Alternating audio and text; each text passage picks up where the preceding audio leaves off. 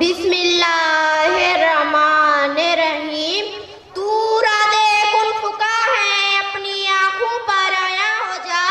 तू राधे कुन फुका है, अपनी आंखों पर आया हो जा। खुदी का राज़दा हो जा, खुदा का तर्जमा हो जा। जनाबे सद्र मोहतरम असद अकरम और मेरे हम मकतब साथियों, अस्सलाम वालेकुम।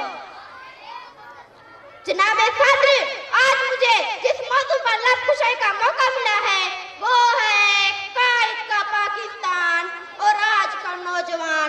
अली वकार पाकिस्तान जो ला इलाहा इल्लल्लाह के नाम पर हासिल किया गया, उसकी 70% आबादी नौजवान नस्ल है। नौजवान जो किसी मुल्क और मिल्लत का कीमती सरमाया होते हैं, जिनमें सितार पर कम डालने का हौसला होता है, जो अपने अज़्म और हिम्मत से पहाड़ों के सीने चीर मार दिया करते हैं। यही वो नौजवान है जो गुलामी की जंजीरें तोड़ दिया करते हैं और कौमी तकदीरें बदल दिया करते हैं। चश्मे अक़वाम ये नजारा अब तक देखिए, चश्मे अक़वाम ये नजारा अब तक देखिए। रफ़ात शाने व रफ़ाना लका ज़िक्रक देखिए।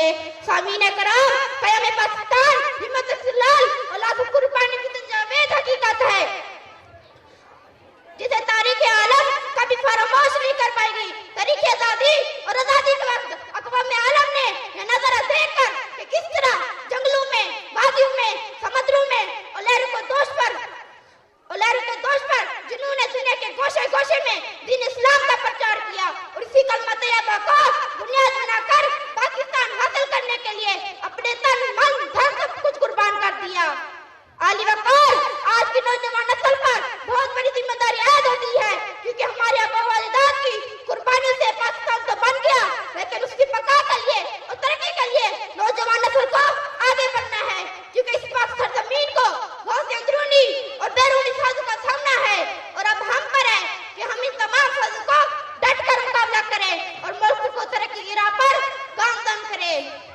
वादे मुखालिफ से ना घबरा,